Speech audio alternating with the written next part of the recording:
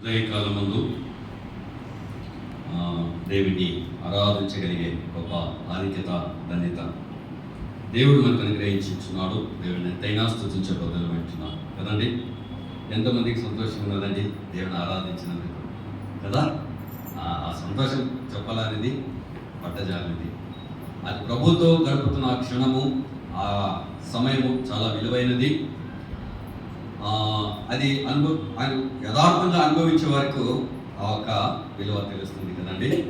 అలాగనే మనం ప్రభు సన్నిధానికి వచ్చినప్పుడు గడిచిన దినాలలో సమయాలను కూడా చెప్తూ వచ్చారు. ప్రభు సన్నిధానికి వచ్చినప్పుడు దేవుడి సన్నిధానం కూర్చున్నప్పుడు దేవుడి యొక్క పాటలు మనం పాడాలని, అలాగనే ప్రియులు ప్రార్థన చేసినప్పుడు ఆమేన్ చెప్పాలని. కొన్నిసార్లు మనం ఎందుకో మర్చిపోతాం. దేవుడి సన్నిధానంలో వచ్చినప్పుడు దేవుడికి ఆలోచనలు తప్ప మన బయట ఆలోచనలు ఉండకూడదు. దేవుడు ధ్యానిస్తుండగా, దేవుడిని గణపరుచుకుంటుండగా దేవుడి వైపు మన మనస్సును, మన ఆలోచనలు, మన తలపును కేంద్రీకరించి ఉంచినట్టయితే దేవుడు ఎంతగానో ఆశీర్వదించవలసిన వాడు ఇచ్చున్నాడు. అది కొద్ది నిమిషాలు మాత్రమే దైవ గ్రంథం నుండి కొన్ని మాటలను చూసుకుందాం. చూడండి, మనం ఎప్పుడు ఏ గ్రంథాన్ని మనం ఎవరి గురించి మనం ధ్యానిస్తున్నామండి? ఎవరండి? ఇప్పుడు సత్యానికి ఎవరి గురించి ధ్యానిస్తున్నాం? దాని గురించి మనం ధ్యానించుకుంటూ వస్తున్నాం. కొన్ని మాటలు. అది యెహెజ్కేలు గ్రంథం 14వ అధ్యాయం చూడండి. యెహెజ్కేలు గ్రంథం 14వ అధ్యాయము 12వ వచనం ఒకసారి మనం జ్ఞాపకం చేసుకుందాం. 12-14 వరకు మనం మార్చి చదువుకుందాం. మరియు యెహోవా వాక్కు నాకు ప్రత్యక్షమై ఇలాగ సెలవిచ్చెను.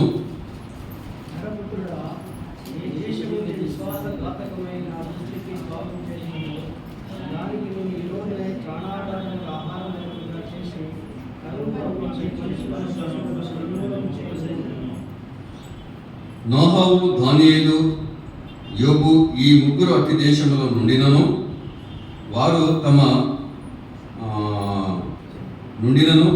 తాము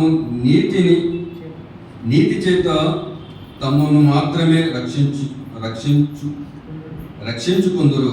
ఇదే ప్రభువుకు యెహోవా వాక్కు. చిన్న ప్రార్థన చేసుకుందాం. దయగలిగిన మా దేవ, కృపగలిగిన మా తండ్రి, మీ ఘనమైన నామాన్ని బట్టి లెక్కలేని స్తుతులు స్తోత్రం చెల్లించుకుంటున్నాం. చదవబడిన లేఖన భాగాలను ప్రభువా నాన్న మాకు పంచిపెట్టండి. మేము నేర్చుకుంటాం, మీ సన్నిధానానికి వచ్చి ఉంటున్నాం. ప్రభువా సహాయం చేయండి. మా ఆలోచన, మా తలంపు, మా ఒక ప్రవర్తన ప్రభువా మీ గ్రంథములో నుండి భక్తుల ద్వారా మేము నేర్చుకుని మేము మయపరచేవారు ఉండడానికి సహాయం చేయండి. కృప చూపించి వేడుకుంటున్నాం. మరి ఎక్కువగా ముందున్న దినాలలో మిమ్మల్ని మయపరచు గణపరచేవారు ఉండడానికి సహాయం చేసి నడిపించని వేడుతూ చిన్న ప్రార్థన ప్రభువైన యేసుక్రీస్తు ఘనమైన అతి పరిశుద్ధమైన నామమున అడిగి వేడి ప్రార్థిస్తున్నాము తండ్రి. ఆమేన్. ప్రియులారా, దానియేలు గురించి మనం ధ్యానించుకుంటూ వచ్చాం కదండి. దానియేలు ఎలాంటి వాడు, దానియేలు యొక్క ప్రార్థన జీవితం ఎలాంటిది అనే విషయాన్ని మనం అలా ధ్యానించుకుంటూ వచ్చాం. అదే దానియేలు గ్రంథం మొదటి వచనంలో ఒక మాట చూస్తుంటున్నాం. చూడండి, మొదటి 2 వచనాలు మనం ఒకసారి చదువుతున్నాం. దానియేలు గ్రంథము మొదటి అధ్యాయము మొదటి 2 వచనాలు చూస్తుంటున్నాం. చూడండి. యూదారాజుకు యెహోవాయాకీము ఏలబడిలో 3వ సంవత్సరమున బబులోను రాజు నెబుకద్నెజరు యెరూషలేము మీద వచ్చి దాని ముట్టిడి వేయగా ప్రభు యూదారాజుకు యెహోవాయాకీము దేవుని మందిరములో శేషించిన ఉపకరణములను ఆ రాజు చేతికి అప్పగించెను గనుక అతడు ఆ వస్తువులను సీనారు దేశంలోని తన దేవతాలయమును తీసుకొని పోయి తన దేవతాలయపు బొక్కసంలో ఉంచెను. ఇక్కడ మనకు 3 రాజులు కనబడతా ఉన్నారండి. మీరందరూ ఇప్పుడు నేను చదువు వాక్యాన్ని తీశారు కదా. ఆ 3 రాజులు ఎవరు చెప్పండి? మొదటి రాజు ఎవరండి? యూదారాజు ఉన్నాడు. మరొక రాజు బబులోను రాజు. మరొక రాజు అదే అక్కడ ఉండేది యూదా రాజైన యెహోయాకీం అంటే ఆయన మొదటి రాజే. ఆ తర్వాత నెబుకద్నెజర్ రాజు కనబడతా ఉంటున్నాడు. మరొక రాజు కూడా ఉన్నాడండి, మన చదువుకున్న లేఖన భాగాలన్నీ.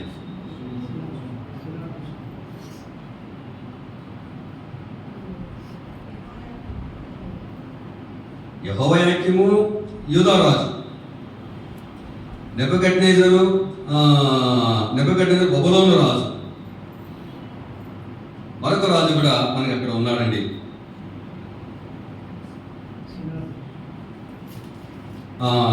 మీకు ఆ రాజు చూపిస్తాను చూడండి.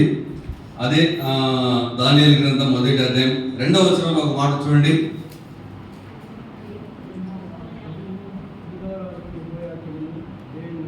కాదు, ప్రభువు అనే మాట అక్కడ కనబడతా ఉందా? ప్రభువు అనే మాట మీకు అక్కడ కనబడతా ఉంది కదండి. ఆ ప్రభువు ఎవరు అనే విషయాన్ని మీకు నేను చూపిస్తాను ఇక్కడ.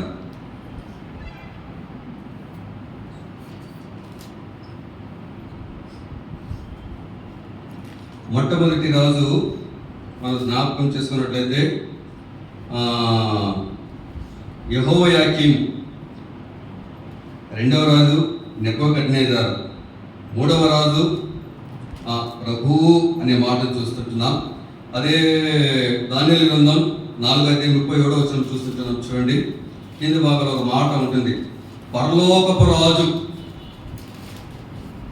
అక్కడ ప్రభువు అని ఉంది. 4వ అధ్యాయం 37వ వచనంలో ఆ ఒక ప్రభు ఎవరు అని ఒకసారి ఆలోచన చేసినట్లయితే ఆయన పరలోకపు రాజు. ముగ్గురు రాజులు సరిపోయారా కదండి? ఇక్కడ ముగ్గురు రాజులు ఉన్నట్టు మనం జ్ఞాపకం చేసుకుంటున్నాం. ఒక రాజు అన్యరాజు, ఒక రాజు యూదా రాజు, ఒక రాజు పరలోకపు రాజు ఉన్నట్టు కూడా చూస్తుంటున్నాం. అయితే ఇక్కడ ఈ చదువుడం లేఖన భాగాలలో ఎన్ని సంవత్సరాలు బబులోను దేశానికి వారు వెళ్ళారండి, చెరపబడ్డారని చూడగలిగిన గడిచిన దినాలలో ఎన్ని సంవత్సరాలండి? యెరూషలేము నుండి బబులోను దేశానికి ఎన్ని సంవత్సరాలు చెరపబడ్డారు? ఆ మాట చూడండి. యెరెమీయా గ్రంథము 25వ అధ్యాయము 11వ వచనం ఉంటుంది చూడండి.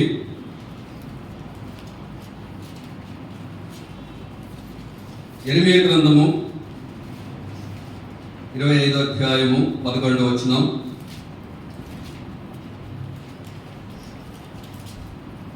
ఈ దేశమంతయు పాడుగాను నిర్జనముగాను ఉండును. ఈ జనులు 70 సంవత్సరములు బబులోను రాజులకు దాసులుగా ఉందురు. ఎన్ని సంవత్సరాలండి? 70 సంవత్సరాలు దాసులుగా ఉన్నారు. ఎందుకు దేవుడు 70 సంవత్సరాలు దాసులుగా బబులోను దేశానికి అప్పచెప్పాడు? అలా మనం ఆలోచన చేద్దాం. ఎందుకండి 70 సంవత్సరాలు బబులోను దేశానికి అప్పచెప్పాడు? ఒక అన్యరాజుల చేతికి ఒక యూదారాజుని యెహోయాకీంని ఇశ్రాయేలు ప్రజలందరినీ కూడా దాదాపు 70 సంవత్సరాలు యెరూషలేములో పాడుగా మిగిలిపోయినది, పాడుగా ఉన్నట్టు మనం జ్ఞాపకం చేసుకోబోతుంటున్నాం. ఎందుకు 70 సంవత్సరాలే? ఆ ఒక 70 సంవత్సరాలు ఎందుకు యెరూషలేము నుండి వారందరినీ బబులోను దేశానికి చెరగా కొనుక్కోబడ్డారు? ఎందుకు అయి ఉండవచ్చు అండి? ఒకసారి ఆలోచన చేద్దాం. ఎందుకు అయి ఉండవచ్చు?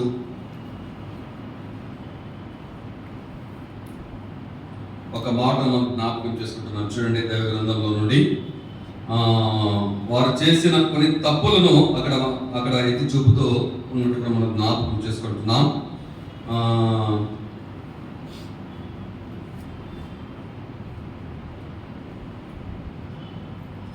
25వ అధ్యాయము లేవికాండము 25వ అధ్యాయము 25వ అధ్యాయము 3వ వచనం ఒకసారి మనం అక్కడ చదువుతుంటున్నాం చూడండి. వారు ఆ సంవత్సరములు నీ చేను విత్తవలెను, 6 సంవత్సరములు నీ ఫలవృక్షము తోటను బంధించి దాని ఫలములను కూర్చుకొనవచ్చును. 7వ సంవత్సరమున భూమికి మహావిశ్రాంతి కాలము కనుక యెహోవా పేరిట విశ్రాంతి సంవత్సరముగా ఉండవలెనని, అందులో నీ చేను విత్తకూడదు, నీ ఫలవృక్షముల తోటను శుద్ధి పరచకూడదు, నీ కారు చేర పంటను కోసుకొనకూడదు, పరిశుద్ధపరిచిన నీ వృక్ష ఫలమును ఏరుకొనకూడదు. ఆ భూమికి విశ్రాంతి సంవత్సరమును, అప్పుడు భూమి యొక్క విశ్రాంతి సంవత్సరం సస్యను నీకును నీ దాసులకును నీ దాసికును నీ జీతగానికి నీతో నివసించు పరదేశికి ఆహారమగును అనే విషయాన్ని ఇక్కడ తెలియజేస్తూ వచ్చాడు. ఎందుకంటే దేవుడు ముందుగానే తెలియజేస్తూ వచ్చాడు ఏంటంటే 6 సంవత్సరాలు నువ్వు పంట పండించాలి, 7వ సంవత్సరమున పంట పండడానికి వీలు లేదు. ఆ పంటలో పడిన విత్తనాలు అలాగ మొలిచి అవి ఎవరికి ఉపయోగకరంగా ఉండాలంటే ఆ ఇంటిలో పనిచేసే జీతగాళ్ళకి ఉపయోగకరంగా ఉండాలని వారు ఆ ఒక 7వ సంవత్సరం వదిలివేయాలని తెలియజేసినట్టు కూడా చూస్తుంటున్నాం. అంతేకాదు కానీ 7వ సంవత్సరం ఎలాంటి సంవత్సరం అంటే 25:4 మాట ఉంటుంది, 7వ సంవత్సరం భూమికి మహావిశ్రాంతి కాలం. ఎలాంటి కాలం అంటే అది అక్కడ చాలా చక్కగా రాయబడింది, మహావిశ్రాంతి కాలం. మహావిశ్రాంతి కాలం దేవుడే తెలియజేశాడు ముందుగా. దాదాపు ఆ ఇశ్రాయేలు ప్రజలు అలాగ తెలియజేసినప్పుడు లోబడి ఉండాలంటారా, ఉండకూడదా? యాక్చువల్గా దేవుడి మాటకు లోబడాలి, దేవుడి మాటకు విధేయులుగా ఉండాలి, దేవుడి యొక్క మాట చొప్పున అనుసరించి నడవాలి. అయితే ఇశ్రాయేలు ప్రజలు దేవుని మాటను ధిక్కరించిన వారుగా చూస్తున్నాం. ఎందుకు బబులోను దేశానికి వారు కొనుక్కోబడ్డారంటే ఈ మాటను బట్టి నేను అనుకుంటున్నా ఏమనంటే విశ్రాంతి సంవత్సరము కదండి, ఆ మాట ఉంది కదా, 7వ సంవత్సరం భూమికి మహావిశ్రాంతి కాలము. అయితే నిజంగా దేవుని మాటను ధిక్కరించిన ఆ ప్రజలు మరొక చోట ఉంటుంది, నీకు దాసులు కానీ దాసులు కానీ నువ్వు కొనబడిన వారిని కానీ నీ ఇంటిలో ఉన్నట్లయితే 6 సంవత్సరంలో నువ్వు కొలువు చేయించుకున్న వాళ్ళను 7వ సంవత్సరం వాళ్ళని విడిచిపెట్టవాళ్ళను అనే మాట చూస్తాం. అయితే వారు జీవితకాలం అంతా విడిపించుకున్న వారుగా కనబడుతూ ఉంటున్నారు. ఎన్ని సంవత్సరాలు వారు అలాగ ఉన్నారు అని ఒకసారి మనం ఆలోచన చేసినట్లయితే నిజంగా ఆ క్యాల్కులేషన్ చూస్తుంటున్నాం. చూడండి, 25వ అధ్యాయం 8వ వచనం చూస్తుంటున్నాం కదా. మరియు 7 విశ్రాంతి సంవత్సరములను అనగా 7 ఏండ్లు గల సంవత్సరములను లెక్కింపవలెను. ఆ 7 విశ్రాంతి సంవత్సరము కాలము 49 సంవత్సరములగును అనే మాట చూస్తున్నాం. అంటే దాదాపు 490 సంవత్సరాలు. ఎన్ని సంవత్సరాలు అండి? 490 ఇంటూ 7 వేయండి, వేసి భాగించండి, డివైడెడ్ బై చేయండి. ఎంత వస్తుంది చూడండి, ఎంత వస్తుందన్నా?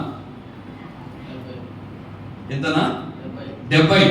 అంటే వారు దేవుని మాట వినందుకు వారి చెరసాలకి 70 సంవత్సరాలు కొనుకోబడిన వారుగా చూస్తుంటున్నాం. ఎంత విచారకరమైన విషయం! దేవుని మాట వినందుకు, ఆ పంట అలా పండించుకుని తినందుకు వారు 70 సంవత్సరాలు చెరసాలలోనికి వెళ్ళిపోయినట్టు కూడా చూస్తుంటున్నాం. అయితే నిజంగా చూడండి, అంటే మీకు ఆ 70 సంవత్సరాలు ఎందుకు బబులోను రాజు చేతికి దేవుడు అప్పగించాడు అనే విషయాన్ని గురించి క్లారిఫికేషన్ ఇవ్వడానికి ప్రయత్నించాను అంతే. అయితే ఇక్కడ 3 రాజుల గురించి మనం జ్ఞాపకం చేసుకుంటున్నాం కదండి. ఇక్కడ 3 రాజులు మనం జ్ఞాపకం ఉంచుందాం, ఎందుకంటే రేపు ఎవరి నుంచి మనం అడగవచ్చు కదండి. బబులోను దేశంలో ఎన్ని సంవత్సరాలు వారిని దాసులుగా ఉంచారని అని అడిగినప్పుడు మనం కరెక్ట్గా ఆన్సర్ చెప్పే వారంగా ఉండాలనే ఒక ఆలోచనతో మీకు ఆ మాటలను చూపించడానికి ఇష్టపడ్డాను. అయితే ఇక్కడ మనము ముగ్గురు రాజుల గురించి చూస్తున్నాం కదండి. మొదటి రాజు ఎవరండి? ఇప్పుడే చదువుకున్నాం, యెహోవాయాకీము మొదటి రాజు. రెండవ రాజు నెబుకద్నెజరు. మూడవ రాజు పరలోకపు రాజు కదండి. అక్కడ ముగ్గురు రాజుల గురించి మనము జ్ఞాపకం చేసుకున్నట్టు మనం చూస్తుంటున్నాం. కొద్ది నిమిషాలు మాత్రమే, ఒక 15-20 నిమిషాల్లోనే నేను ముగించి వేస్తాను. 10 నిమిషాలు చూస్తుంటున్నాం. మొదటి దానియేలు గ్రంథంలో మొదటి వచనం ఉంటుంది, యెహోవాయాకీము ఎలాంటి వాడు అనే విషయాన్ని మీకు తెలియజేస్తున్నాను. బైబిల్ గ్రంథంలో బైబిల్ని చించివేసిన రాజు ఎవరైనా ఉన్నారండి? ఉన్నారా? పోనీ బైబిల్ కోసివేసిన రాజు ఎవరైనా ఉన్నారా? అయితే ఆ రాజు గురించి మీకు ఈరోజు పరిచయం చేయించడానికి ఇష్టపడుతుంటున్నాను. ఒక మాట చూస్తున్నాం, చూడండి. ఈ రాజు ఎలాంటి వాడు, ఈ రాజు యొక్క కార్యములు ఎలాంటివి, ఈ రాజు ఎవరు అని ఒకసారి మనం ఆలోచన చేసినట్టయితే కదండి, యూదా రాజు గురించి మనము కొద్ది నిమిషాలు మనం ధ్యానించు. యూదా రాజు ఎవరండి?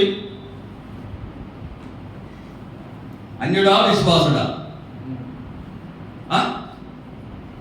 యూదా రాజు అన్యుడా విశ్వాసుడా? యెహోవాయాకీము అన్యుడా విశ్వాసుడా? యాక్చువల్లీ యెహోవాయాకీము యూదుల రాజు, ఆయన యూదులకు రాజుగా ఉన్నవాడు యెహోవాయాకీము. యెహోవాయాకీము యెరూషలేమును పరిపాలించేవాడుగా కనబడుతూ ఉంటున్నాడు. యెరూషలేములో పరిపాలకుడుగా కనబడుతూ ఉంటున్నాడు. యెరూషలేమును ఒక మంచి స్థాయికి తీసుకుపోవడానికి దేవుడు ఆయనకి ఇచ్చిన గొప్ప భాగ్యంగా చూస్తుంటున్నాం. ఆయన తండ్రి గారిని ఒకసారి మనం ఆలోచన చేసినటువంటి మాట చూస్తున్నాం. చూడండి, అదే ఇర్మియా గ్రంథంలో అనుకుంటాను నేను.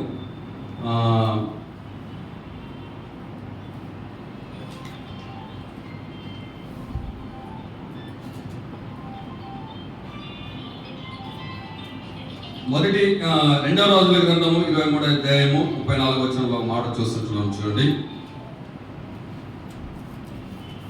కొంచెం నాకు సహాయపడండి. 2వ రాజుల గ్రంథము 23వ అధ్యాయము 34వ వచనం.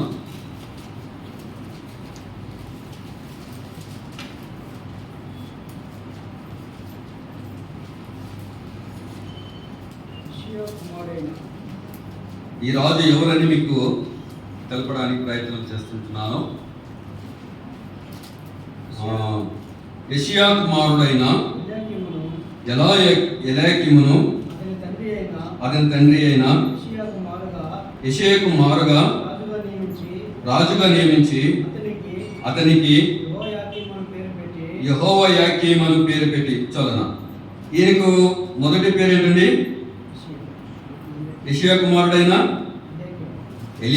ఎలాకీము ఆయన పేరు. అయితే రాజు పట్టాభిషేకం చేయబడుతున్న ఆ సందర్భంలో ఈయనకు మరొక పేరు చేయబడినట్టు యెహోవాయాకీము అనే మాటను అక్కడ పెట్టబడినట్టు కూడా చూస్తుంటున్నాం. ఆయన తండ్రి గారు ఎలాంటి వాడని ఒక మాట మన పైన చూస్తుంటాం. చూడండి, 22వ అధ్యాయం మొదటి వచ్చిన ఒక మాట ఉంటుంది. చూడండి, యెషయా ఏలగా ఆరంభించినప్పుడు 8 ఏళ్ళు వాడై యెరూషలేమునందు 35 సంవత్సరములు ఏలెను. అతని తల్లి బెత్షెతు ఊరి వాడగు ఆదాయకు కుమారుడై దిదియు.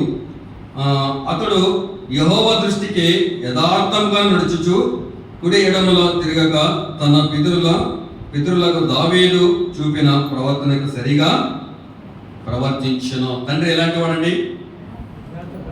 యథార్థం. దేవుడికి ఎలా కనబడతా ఉంటున్నాడంటే, దావీదు ఎలాగైతే నడిచాడో, దావీదు యొక్క మార్గం ఎలా ఉంటున్నదో అలా నడిచిన వాడుగా చూస్తుంటున్నాం. యెహోవా దృష్టికి యథార్థంగా నడిచిన వాడు, కుడి ఎడమలకు తొలగనివాడు. తిరిగి తన పితరులు దావీదు చూపిన ప్రవర్తన సరిగా ప్రవర్తించిన వాడు అనే మాట చూస్తుంటున్నాం. నిజంగా ఇలా నాడు మనం ఎవరి దృష్టికి యథార్థంగా నడవాలని చెప్తా ఉన్నాడు. దేవుని దృష్టికి యథార్థంగా ఉండాలి. దేవుని సన్నిధానంలో యథార్థంగా ఉండాలి, యథార్థంగా మనం నడవాలి అనే విషయాన్ని తెలియజేస్తూ ఉంటున్నాడు. నిజంగా ఇంత మంచి భక్తుడు, చాలా భక్తిపరుడైన యెషయి దేవునికి యథార్థంగా నడిచాడు. ఎందుకు తన కుమారులు తప్పిపోయారో ఒకసారి మనం ఆలోచన చేద్దాం. తనకు మారుగా తన కుమారుడు రాజుగా అయినట్టు కూడా చూస్తుంటున్నాం కదండి. తనకు మారుగా తన కుమారుడు రాజుగా అయినట్టు కూడా చూస్తుంటున్నాం. ఎలయాకీము యెహోయాకీము రాజుగా అయినట్టు మనం జ్ఞాపకం చేసుకోబోతుంటున్నాం. అయితే నిజంగా ఒక మాటను చూస్తున్నటువంటి యెరెమీయా గ్రంథంలో ఈ యొక్క రాజు గురించి ఆ మాటను అక్కడ తెలియజేసినట్టు మనం చూస్తున్నాం.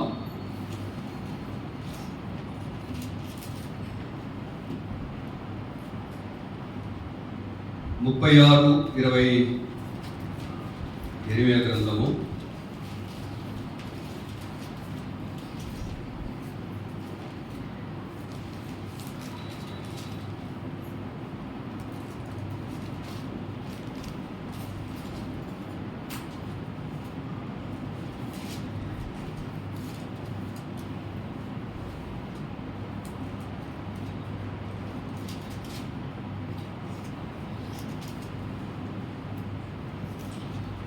ముప్పై 6:3 ఒక మాట చూస్తున్నాను చూడండి. నేను యూదా వారికి చేయనుద్దేశించు కీడంతటిని గురించి వారు విని నేను వారి దోషమును వారి పాపమును క్షమించినట్లు తమ దుర్మార్గతను విడిచి పశ్చాత్తాపపడుదురేమో. యెరెమీయా కుమారుడైన బారాకును పిలువనంపగా అతడు యెహోవా యెరెమీయాతో చెప్పిన మాటలన్నిటినీ యెరెమీయా నోటి మాటలను బట్టి ఆ పుస్తకములో రాశాను అనే మాట చూస్తున్నాం. అయితే నిజంగా ఆ మాటలు దేవుణ్ణి ఆరాధించవలసిన యెహోయాకీము, యోధుడైన యెహోయాకీము, తన తండ్రిని అనుసరించవలసిన యెహోయాకీము ఇక్కడ ఎలా కనబడుతున్నాడంటే దుర్మార్గుడు. వారి దోషములను వారి పాపములను క్షమించినట్లు ఆయన ఎలా కనబడుతున్నాడు దేవుడు దృష్టి? దోషిగా కనబడుతూ ఉంటున్నాడు, పాపము చేసిన వాడుగా కనబడుతూ ఉన్నవాడుగా చూస్తుంటున్నాం. అంతేకాదు కానీ దుర్మార్గుడుగా కనబడుతున్న వాడుగా చూస్తుంటున్నాం. దేవునికి ఆశకరంగా జీవిస్తున్న వాడుగా చూస్తుంటున్నాం. మరొక భాగాలలో ఉంటున్నది విగ్రహాలను పూజించిన వాడుగా కనబడుతూ ఉంటున్నాడు. యెహోవాను పూజించవలసిన యెహోయాకీము యెహోవాను పూజించిన వాడుగా కనబడుతూ ఉంటున్నాడు. దేవునికి ఆయుష్కరంగా జీవించిన వాడుగా కనబడుతూ ఉంటున్నాడు. అయితే ఈ భాగాలకు వచ్చేంత లోపల ఆ మాట చూసాను చూడండి. 36:22 ఒక మాట ఉంటున్నది చూడండి. 9వ మాసమున రాజు శీతాకాలపు నగరులో కూర్చుని ఉండగా అతని ముందర కుమిటిలో అగ్ని రగులుచుండెను. యెహూది 3-4 పుటములు చదివిన తరువాత రాజు చాకుతో దాన్ని కోసి కుంపటిలో వేగ ఆ కుంపటిలో ఉన్న అగ్ని చేత అది బొత్తిగా కాలిపోయిను గాని రాజైనను ఈ మాటలన్నిటిని వినిన అతని సేవకులలో ఎవరైనాను భయపడలేదు, తన బట్టలు చెప్పుకొనలేదు అనే మాట చూస్తుంటున్నాం. చూడండి, ఒక మాట మనం జ్ఞాపకం చేసుకుంటున్నాం. దేవుని గ్రంథాన్ని చదవబడుచున్నప్పుడు, దేవుని యొక్క మాటలు వినిపిస్తున్నప్పుడు రాజు ఏం చేయాలండి?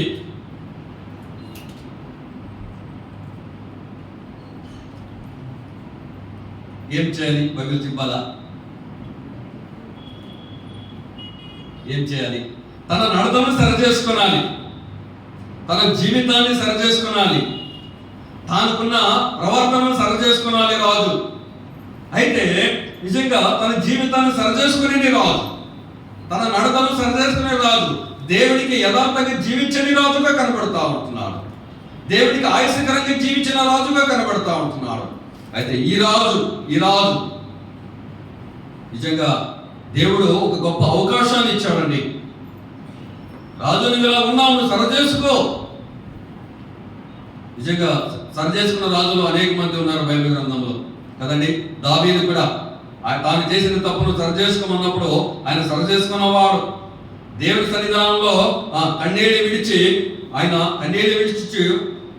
దేవుడిని మొరపెట్టినవాడు, ప్రార్థించినవాడు. దావీదు కన్నా గొప్ప భక్తుడేమీ కాదు యెహోవాకి. అయినా అవకాశం ఇచ్చాడు దేవుడు, అవకాశాన్ని ఇచ్చాడు. ఎన్ని అవకాశాలు ఇచ్చినా అవకాశాన్ని పోగొట్టుకున్నవాడు మరి ఆ మాటలు తెలియజేస్తున్నప్పుడు ఆయన విసిగెక్కిపోయాడు, తన జీవితం సరి చేసుకోలేదు. అయితే ఇక్కడ మనం ఈ మాటలు మనం జ్ఞాపకం చేసినట్లయితే ఆ 2-3 పడాలు చదువుతూ ఉంటున్నప్పుడు ఆ గ్రంథాన్ని కల్పించుకొని దాన్ని చాకుతో కోసి అగ్నిలో వేయబడినట్టు మనం జ్ఞాపకం చేసుకుంటున్నాం. నిజంగా చాలా విషాదకరమైన సంగతి.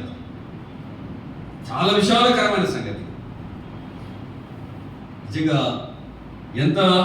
ఎంతగా దేవుని దుఃఖించాడో ఒకసారి మనం ఆలోచన చేద్దాం. దేవుని కొరకు ఎంతగా ఆయుష్కరంగా జీవించాడో ఒకసారి మనం ఆలోచన చేద్దాం.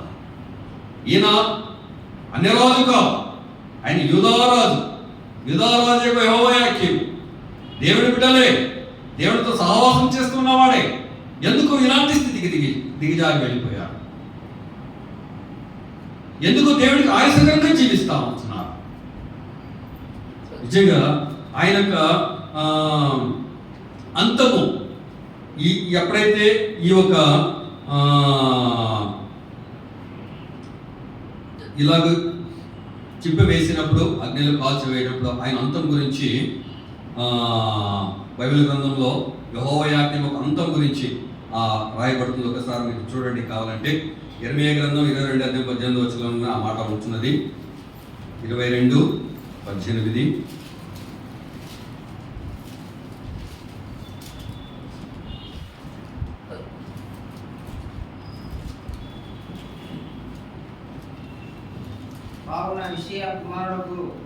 కావున ఇషయ కుమారుడగు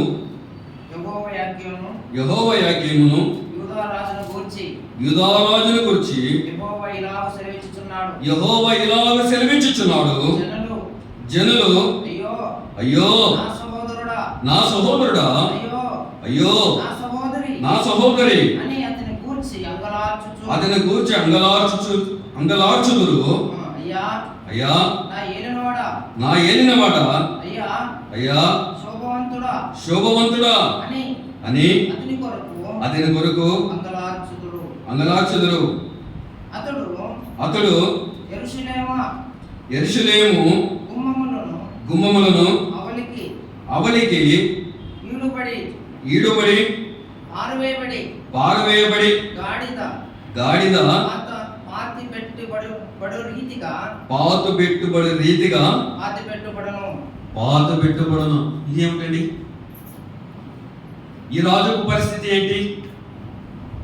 దేవుడు ఆయన బ్రతికుండగానే ఆ మాటలు తెలియజేసినప్పుడు, ఆయన జీవితం మార్చుకోకపోయినప్పుడు నువ్వు ఇలా అవుతావని ముందేనే ఆ రాజు గురించి తెలియజేస్తున్నా కూడా ఆయన ఎంత మాత్రం పట్టించుకున్నవాడు కాదు. అందుకే నిజంగా రాజు చనిపోతే ఎంత మర్యాదతో ఆయన భూస్థాపన చేస్తారండి. అంటే ఈ రాజు చనిపోయినప్పుడు పారవేయబడిన గాడిద, చనిపోయిన గాడిది పారవేయబడిన గాడిద అంట. పాత పెట్టుబడి రీతిగా పాత పెట్టబడదు అంటే ఈడ్చుకొని పోయారు. చూడండి ఎంత భయంకరమైన స్థితి ఈ రాజుది. యెహోవా యాకీము దేవుడికి భయపడనందుకు, దేవుడికి ఆయుష్కరంగా జీవించినందుకు, దేవుడి మార్గంలో నడవనందుకు, వాస్తవానికి యూదారాజైన యెహోవా యాకీము ఆయన దేవుడికి ఆయన దగ్గరగా ఉండాలి, దేవుడు గణపరిచేవాడుగా కనబడాలి, దేవుడు భయపరిచేవాడుగా కనబడాలి. ఎప్పుడైతే ఆ రాజు అలాగ ఉంటాడో ప్రజలు కూడా ఆ దారిలో నడుస్తారని విషయం తెలియజేసుకుంటూ వచ్చాడు దేవుడు. ఎన్నిసార్లు చెప్పినా వినకపోకున్నందుకు నిజంగా ఆయన మరణానికి, ఆయన మరణం ఎలా ఉంటుందో అనే విషయాన్ని తెలియజేస్తూ, అలాగనే తెలియజేస్తూ ఆ ఒక యూదా రాజ్యాన్ని, అంటే యెరూషలేములో ఉంటున్న ఆ పట్టణాన్ని బబులోను రాజైన నెబుకద్నెజరు చేతికి అప్పగింపబడినట్టు మనం జ్ఞాపకం చేసుకుంటున్నాం కదండి. దేవుడి మాట విననందుకు, యెహోవా యాకీము దేవుడి మాట వినేందుకు, ఆ ఒక గ్రంథాన్ని కాల్చినందుకు, చాటతో కూర్చినందుకు, దేవుడికి విధేయుడు కానందుకు ఆయన నిజంగా ఆలోచించే చాలా బాధ అనిపిస్తుందండి. ఒక యథార్థవంతుడైన కుమారుడు, దేవుడికి ఇష్టంగా జీవించిన కుమారుడు యొక్క కుమారుడు ఇలా కావడం చాలా విశాలకరమైన. దానిని బట్టినే నిజంగా ఆ యెరూషలేములో ఉన్న వారందరూ కూడా 70 సంవత్సరాల చెరసాలకు రాజుతో కలిసి, రాజులో ఉంటున్న తన కుమారులను, కుమార్తెలను, తన వారందరినీ కూడా తండ్రిని చూసి నేర్చుకోవాల్సిన వాడుగా ఉన్నాడు, కానీ నేర్చుకోలేని స్థితి. ఎందుకో తెలియదు.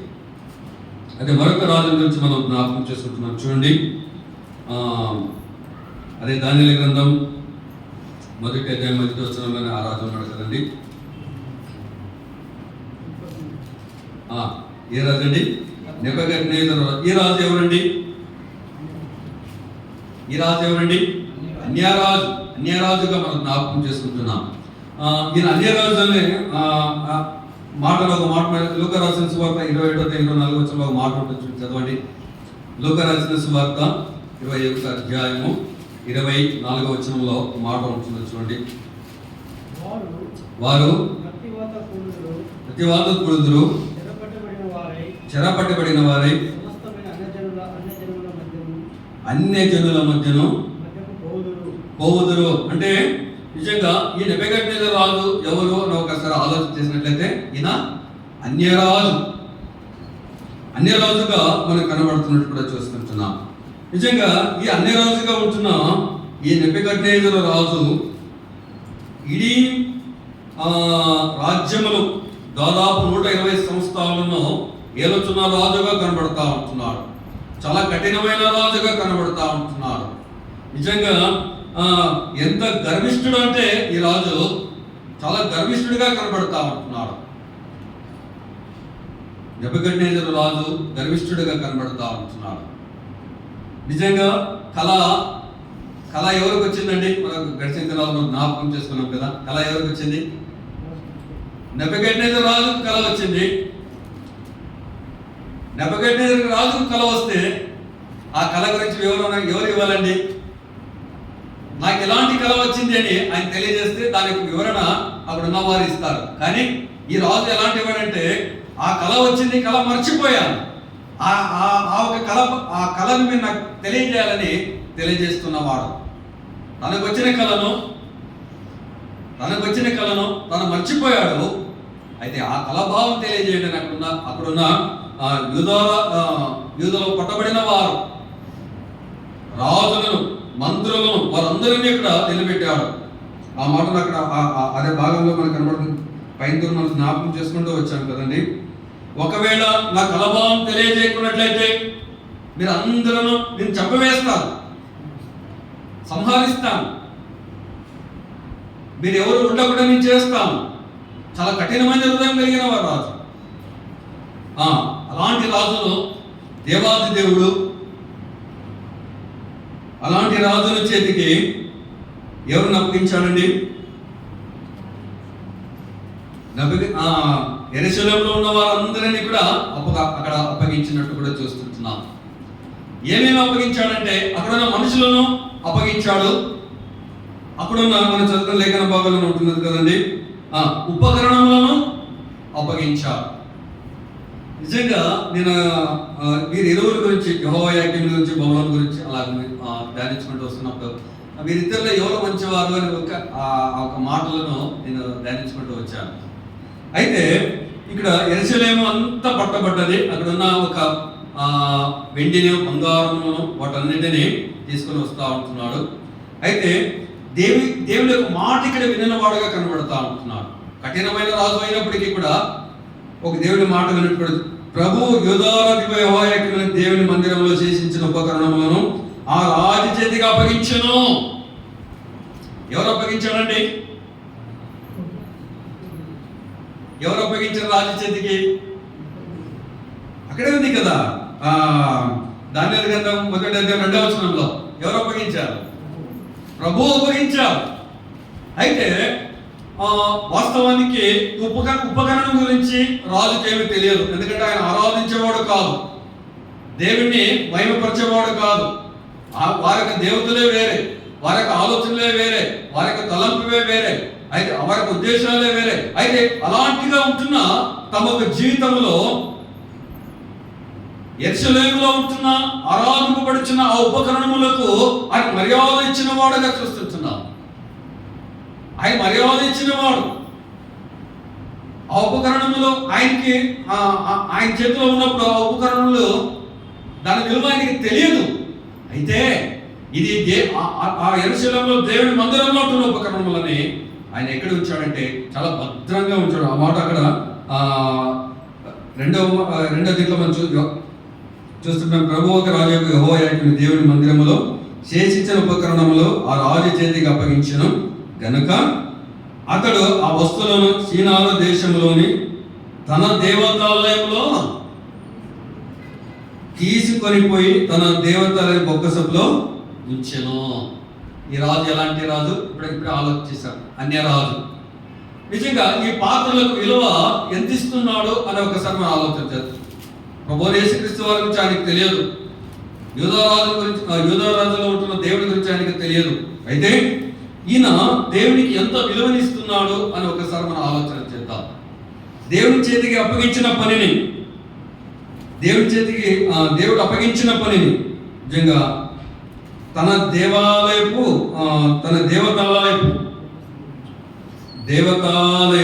ఆయనకు దేవతలు ఉన్నారు. అంటే ఆయన కూడా దేవునికి భయపడేవాడుగా కనబడుతూ ఉంటున్నాడు. అయితే నిజంగా తమ దేవతాలయపు ఉంచాడు. ఎందుకంటే ఎక్కడ ధనగారంలో ఉంచవచ్చు, ఎక్కడో ఒక భద్రంగా ఉంచవచ్చు, కానీ దానికి ఒక విలువనిస్తూ ఉంటున్నాడు. మందిరంలో ఉన్న ఉపకరణములకు ఒక విలువనిస్తూ ఉంటున్నాడు. అందుకే ఆ విలువనిస్తూ తన దేవతాలయపు బొక్కసములో చాలా భద్రంగా ఉంచాడు. యెహోవా యాకీను తనకిచ్చిన రక్షణను ఆయన పోగొట్టుకున్నవాడుగా చూస్తున్నాం. అయితే నెబుకద్నెజరుకి ఇచ్చిన ఆ ఒక పనిని చాలా చక్కగా నెరవేర్చిన వాడుగా చూస్తున్నాం. ఎప్పుడైతే నెబుకద్నెజరు చాలా గర్వించడానికి దేవుని మాట విన్నప్పుడు గర్వానికి గురైపోయినప్పుడు మరొక రాజు ఆయన మీద ఆయన గడ్డి మేపించినట్టుగా చూస్తుంటున్నాం కదండి. ఒక రాజు గడ్డి మేపడం ఏంటండి? ఒక రాజు విడువబడడం ఏంటి? గాడిదలే విడువబడడం ఏంటి? దేవునికి విరోధంగా జీవించినప్పుడు, దేవునికి ఆయుష్కరంగా జీవించినప్పుడు ఈ రాజును గడ్డి మేయించినట్టు కూడా చూస్తుంటున్నా. కొన్ని సంవత్సరాలు వదిలివేశాడు. ఆయన అరణ్యంలో తిరుగుతూ ఆయన జీవించేవాడు. ఆయన గడ్డి మేస్తూ ఆయన భోజనం చేసేవాడు కాదు, గడ్డి మేపించిన వాడుగా చూస్తున్నాడు. ఎప్పుడైతే మరి ప్రభు గురించి ఆయన గ్రహింపగలిగాడో అప్పుడు తన స్థానం తనకి తిరిగి ప్రభు ఇచ్చినట్టు మనం జ్ఞాపకం చేసుకోబోతున్నాం. అయితే మరి ప్రభు ఒక స్థానాన్ని జ్ఞాపకం చేసుకున్న నెబుకద్నెజరు అనే విషయాన్ని మనం జ్ఞాపకం ఉంచుకుందాం. అయితే ఇక్కడ మనం ఇరువురిని టాలీ చేసినప్పుడు నెబుకద్నెజరు కొంచెం బెటర్ దెన్ అనుకుంటాం కదండి. అన్య రాజుడైనప్పటికీ కొంచెం బెటర్ దెన్. అయితే మరొక రాజు గురించి ఒక 4-5 నిమిషాల్లో చూసి ముగిస్తాను. మరొక రాజు గురించి మనం చూస్తున్నాం కదండి. పరలోకపు రాజు, ఇప్పుడు అనుకున్నాం కదండి పరలోకపు రాజు అని.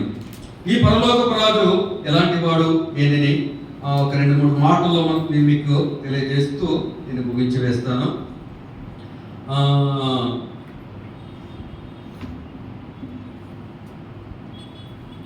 మనం ఇప్పుడు 4వ అధ్యాయంలో చూసాం కదా, ఆయన పరలోకపు రాజు అని మనం జ్ఞాపకం చేసుకుంటున్నాం కదండి.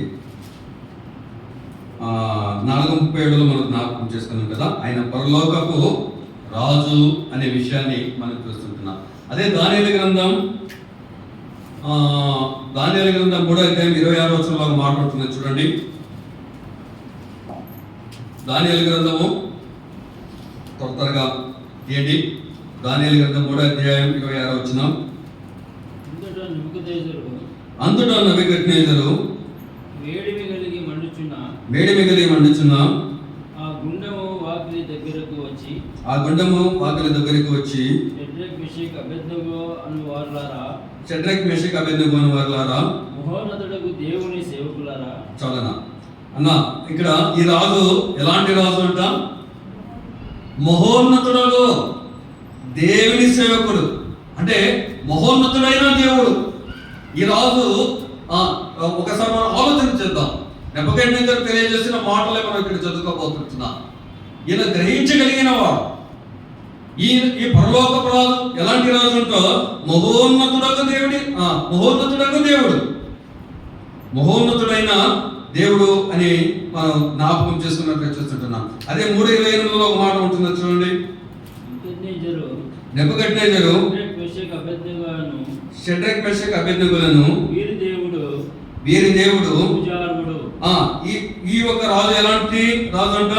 పూజారుడైన రాజు.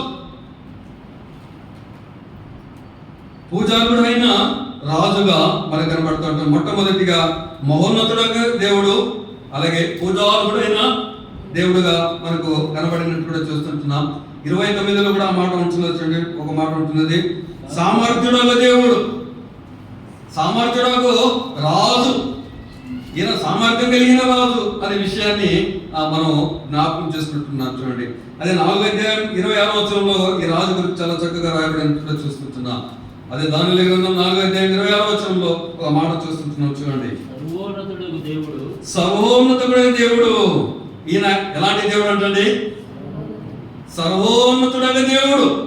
ఈ రాజు సర్వోన్నతుడైన రాజు, ఆ సర్వోన్నతమైన స్థలంలో నివసించే రాజు, ఎవరికి అందనంత స్థితిలో ఉండే రాజు, ఆ ఉన్నతమైన స్థానంలో ఉండే రాజుగా చూస్తుంటున్నాం. అదే 4వ అధ్యాయం 34వ వచనంలో ఒక మాట రాయబడిన చూస్తున్నాం చూడండి. 4:34లో ఆ మాట కూడా రాయబడినట్టు చూస్తుంటున్నాం. చిరంజీవి యొక్క రాజు. చిరంజీవి అంటే చిరకాలం జీవించేవాడు. ఈయనకి మరణము లేదు. ఈయన మరణాన్ని జయించిన రాజు, మరణములను విరిచిన రాజు, చిరంజీవి యొక్క రాజు. అలాగే ముందు చదివినట్లయితే ఆయన సర్వోన్నతుడు, దేవునికి సర్వోన్నతుడైన దేవుడు. అయితే ఇలాంటి సర్వోన్నతుడైన దేవుడిని ఒక మాట మనం చూస్తుంటున్నాం. 4:35లో ఒక మాట వచ్చింది చూడండి. అది కింద భాగాలు మనం చూస్తున్నట్లయితే నేను చదువుతాను చూడండి. 3వ లైన్లో నేను చెప్తున్నాను. ఆయన చెయ్యి పట్టుకొని నీవేమి చేయుచున్నావని అతనితో చెప్పుటకు ఎవడు సామర్థుడు. అంటే మీకు అర్థమైందండి ఈ మాట. ప్రభువుని ఎవరు క్వశ్చన్ ఆయన రాజ్యం గురించి ఎవరు క్వశ్చన్ చేయగలము అనే విషయాన్ని అక్కడ రాయబడినట్టు కూడా చూస్తుంటున్నాం. ఈయన పరలోకపు రాజుగా ఉంటున్న ప్రభు అయిన యేసుక్రీస్తు వారి గురించి చాలా చక్కగా రాయబడిన మాట. ఆయన చెయ్యి పట్టుకొని నీవేమి చేయించున్నామని అతనితో చెప్పుటకు ఎవడు సామర్థుడు. అంటే నీవు ఎందుకయ్యా ఇలా చేస్తున్నావని ఆయన చేయబడుతున్న అడిగగిన మరొక వారు లేరు అనే విషయాన్ని అక్కడ తెలియజేసినట్టు కూడా చూస్తుంటున్నాం. ఆయన ఏ మాట అయితే తెలియజేస్తాడో అది అది అది చాలా విలువ కలిగినదిగా చూస్తుంటున్నాం. నిజంగా అందరినీ ఒక మంచి స్థాయిలో ఉంచాలనే ఆలోచన కలిగిన ఆ పరలోకపు రాజుగా మనం జ్ఞాపకం చేసుకుంటున్నాం కదా. అంతేకాదు కింద భాగాలు మనకు వచ్చినప్పుడు ఆయన పరలోకపు రాజు అనే విషయాన్ని కూడా మనం అదే అధ్యాయంలోనే మనం చూస్తాం కదండి. 4:37 ఆయన పరలోకపు రాజు, పరలోకం నుండి వచ్చిన వాడు. ఈయనకి మరణము లేని రాజు, ఈయన న్యాయవంతుడైన రాజు, ఆ యుగ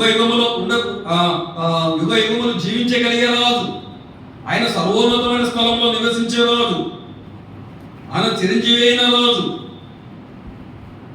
అంతేకాదు ఆయన మహోన్నతుడైన రాజు. ఆ రాజు నిన్ను నన్ను జ్ఞాపకం చేసుకున్న రాజు, నిన్ను నన్ను జ్ఞాపకం చేసుకున్న రాజు, జ్ఞాపకం చేసుకున్న రాజు. ఆయన ఇప్పుడు ఆయన సర్వోన్నతమైన స్థలంలో నివసించే రాజుని అంటే ఆయన ఎవరికి కూడా అందనంత స్థితిలో ఉన్నవాడు, ఆ ఉన్నతమైన స్థానంలో ఉన్నవాడు. ఆయన ఉన్నతమైన స్థానంలో ఉన్నవాడు, ఎవరు కూడా ఆయన సమీపించలేరు. ఆ అత్యున్నతమైన సింహాసనం ఆసీనమైన వాడు ఆ రాజు. ఆ పరలోకంలో సూర్యుడు లేదు, చంద్రుడు లేదు, కానీ ఆయన ముఖ కాంతి పరలోకమంతా ప్రకాశింపబడుతున్నది. ఆ గొప్ప రాజు, ఆ రాజు ఎదుట అనేకులు ఆయన ఆరాధిస్తున్న వారుగా కనబడతా ఉంటున్నారు.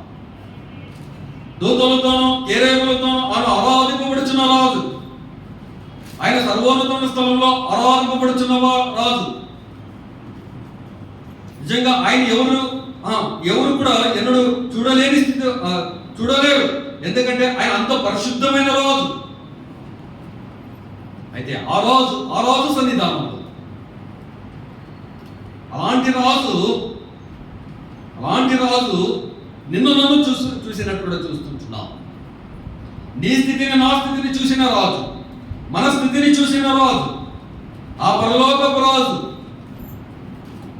ఆయన ఆ పరలోకం నుండి దిగి వచ్చిన రాజుగా చూస్తుంటున్నాం.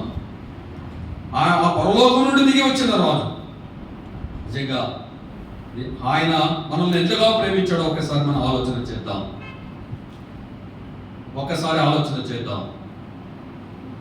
ఆయన మనల్ని ఎంతగా ప్రేమించాడో ఒకసారి మన హృదయంలో మనం ఆలోచన చేద్దాం. ప్రభు ప్రేమల గురించి మనం ఆలోచన చేద్దాం. ఆయన ఎంతగా ప్రేమించాడు. ఆ ఉన్నతమైన స్థానంలో ఉన్న ఆయన సెలవు వరకు తగ్గించుకున్న వాడుగా చూస్తుంటున్నాం. ఆయన ధవళవర్ణుడు, రత్నవర్ణుడు, 10,000 మందిలో అతి సౌందర్యం కలిగిన వాడు. ఆయన పూజావరుడు, ఆ ఉన్నతమైన స్థానంలో ఉన్నవాడు కదండి. అలాంటి ప్రభు ఆ కల్వరి శిలువలో 3 మేకలతో అంతగొట్టబడిన వాడుగా చూస్తుంటున్నారు. ఆయన సొగసును స్వరూపాన్ని కోల్పోయిన వాడుగా చూస్తుంటున్నారు. ఆయన సొగసును స్వరూపాన్ని కోల్పోయిన వాడుగా చూస్తుంటున్నాం. ఒక మాట మనం జ్ఞాపకం చేసుకున్నట్లయితే, ఆ సిలువ వేయబడినప్పుడు ఆ పైన పై భాగంలో ఒక మాట అయ్యన్ రాస్తుంటారు కదండి. దానికి అర్థం ఏంటండి? ఆయన యోధులకు రాజు.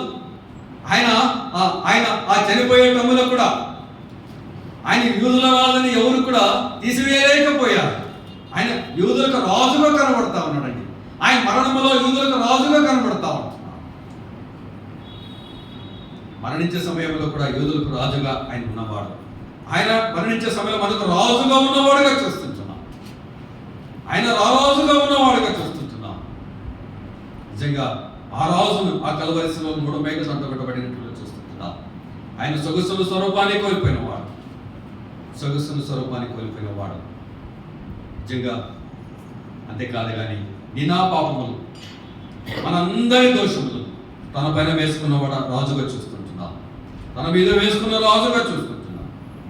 అంతేకాదు కానీ నిజంగా ఆ కల్వరి శిలువలో ఇంకా ఆఖరి క్షణం శరీరం ఎంతో బాధకరంగా ఉంటున్నది, ఎంతో నలిగిపోయి ఉంటున్నాడు. శరీరం అంతా గాయపరచబడి ఉంటున్నది. పుట్ట వేయడానికి కూడా వీలు కానంతగా శరీరం గాయపరచబడినట్టు కూడా చూస్తుంటున్నాం.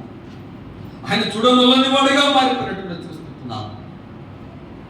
ఆయన ఆ బాధలు, నా దేవా నన్ను ఎందుకు విడిచితివని ఆ కల్వరి శిలువలో తండ్రిని అర్ధనాదం పెట్టిన దేవుడిగా చూస్తుంటున్నాం. అంటే ఆ బాధ ఎంత ఘోరంగా ఉన్నదో ఒకసారి ఆలోచన చేద్దాం. ఆయన ఎంత నలిగిపోయాడో ఒకసారి ఆలోచన చేద్దాం. ఒకేసారిగా మన నిమిత్తం ఆయన మొట్టమొదటిసారి ఆయన నలిగిపోయినవాడు, ఆయన విరిగిపోయినవాడు. ఆఖరి మాట, నా దేవా నన్ను ఎందుకు చేయించి అన్నప్పుడు నిజంగా తండ్రి తన కుమారుని ఆ కల్వరి శిలువలో తన చెవి వదిలేసిన వాడుగా చూస్తుంటున్నాం. తండ్రి అయిన దేవుడు మన చేయి పట్టుకున్నట్టు కూడా చూస్తుంటున్నాం. కుమారుడైన దేవుడు తన తండ్రి అప్పగించిన పనిని తను చాలా చక్కగా చేసిన వాడుగా చూస్తుంటున్నాం.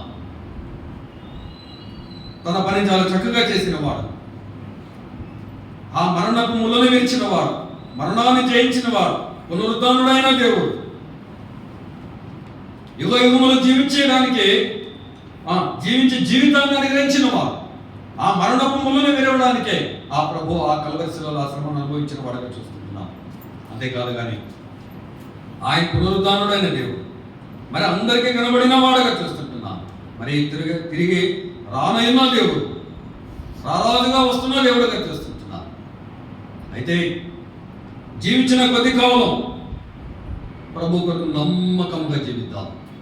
నిజంగా లోకంలో 7 రోజులు మనం అలాగే 7 రోజులు జీవిస్తాం, కానీ దేవుడి సన్నిధిలో 2 గంటలు కూడా మనం జీవించలేకపోతే, 3 గంటలు కూడా దేవుడి సన్నిధిలో గడపలేకపోతే మన విశ్వాసం ఏ పాటి విశ్వాసం? మనం ఎంతటి వారు? ప్రభు అంత గొప్ప త్యాగం చేస్తే ప్రభు కొరకు మనం ఏం త్యాగం చేస్తాం? ఒకసారి మనం ఆలోచన చేద్దాం. సమయాన్ని మనం త్యాగం చేయాలి. సమయం దేవుడికి ఇవ్వాలి. సమయం దేవుడికి ఇవ్వాలి. దేవుడి సొమ్ము దేవుడికి ఇవ్వాలి. నిజంగా గడిచిన దినాలలో వెంకటరెడ్డి అంకుల్ మాట్లాడుతూ బ్రదర్ నేను వస్తా ఉన్నాను, నాకు ఒక 100 నోట్స్ కొత్తది, 50 నోట్స్ కొత్తది తీసి పెట్టండి అంటున్నారు. ఎందుకంటే కొత్తది అంటే అయ్యా అందరూ మందిరంలో 10 రూపాయలే వేస్తూ ఉంటున్నారు, 10 రూపాయలకి ఏమొస్తుంది? అట్లీస్ట్ దేవుడు ఒక వారం పోషించిన దేవుడు, ఒక పూట భోజనం ఖర్చైనా మనం దేవుడి మందిరానికి వేయకూడదా? ఒక పూట టిఫిన్ ఖర్చైనా దేవుడి మందిరానికి మనం వేయకూడదా అన్నప్పుడు నిజంగా ఆ మాట అన్నప్పుడు నిజంగా అవును కదా, వాస్తవమే కదా. వారమంతా మనల్ని పోషించాడు, వారమంతా ఆహారాన్ని ఇచ్చి మనల్ని పోషించాడు. అయితే ఒక్క పూట టిఫిన్ ఖర్చు ఎంత అవుతుందండి? 50 రూపాయలు. ఒక పూట భోజనం ఖర్చు ఎంత అవుతుందండి? 100 రూపాయలు అనుకోండి. ఆ ఒక పూట భోజనం ఖర్చు కూడా మనం దేవుడి సన్నిధికి వేయకపోతే ఎలాంటిదని తెలియజేసినప్పుడు నిజంగా నేను అప్పుడు గ్రహింపగలిగాను. అవును ప్రభు, అవును కదా ప్రభు. కొన్నిసార్లు మేము ఎలాంటి తప్పు చేస్తూ ఉంటున్నాం. 10 రూపాయలు కొన్నిసార్లు కొంతమంది తీసుకోరు కూడా. అయితే అలాంటి దాన్ని దేవుడి సన్నిధానికి తీసుకుంటున్నామా అని కొన్నిసార్లు గ్రహింపగలిగించున్నాం. అయితే ఆయన ఎంత ఉన్నతమైన వాడో అని ఒకసారి మనం జ్ఞాపకం చేసుకుంటున్నాం. అయితే ఒకసారి జ్ఞాపకం మనం దేవుడికి ఇవ్వాల్సిన దేవుడికి ఇద్దాం. అయితే దేవుడి సన్నిధిలో ఉన్నప్పుడు మనసు పెట్టి దేవుడి మాటలు విందాం. ఎవరైనా మాట్లాడినప్పుడు విన్నప్పుడు మన జీవితాన్ని మనం సరి చేసుకుందాం. ప్రభు కొరకు నమ్మకంగా జీవిద్దాం. నమ్మకంగా జీవించినప్పుడు దేవుడు ఆ ఉన్నతమైన స్థాయికి తీసుకువెళ్తాడు. లేకపోతే యెహోవాయాకీము కదండి, యెహోవాయాకీముకు వచ్చిన శ్రమ మనం అనుభవించాల్సి వస్తుంది. దేవుడి కొరకు నమ్మకంగా జీవిద్దాం. నెబుకద్నెజరు కూడా అంతే. ఎప్పుడైతే తను గర్వించాడో ఆయన గడ్డి వేపించినట్టు కూడా చూస్తుంటాం. ఎప్పుడైతే బుద్ధి వచ్చించినాడో ఆయన స్థానం ఆయన తిరిగి ఇచ్చినట్టు కూడా చూస్తుంటున్నా. అయితే మనల్ని పరిపాలించే దేవుడు పరలోకపు రాజు. అయితే ఆ రాజుల కింద మనం ఎలా ఉండాలి? ఎంత నమ్మకంగా ఉండాలి. అలా మంచి దాసుడా, కొద్దిగా నా కొరకు నమ్మకంగా ఉంటుంది అని ఆ ప్రభు మన భుజం తట్టాలి కదండి. తట్టినప్పుడు మనకి ఎంత గర్వమో, ఎంత సంతోషమో. అలాగంటి ప్రభుని ఘనపరచును గాక. దేవుడికి మాటలు దీవించును గాక.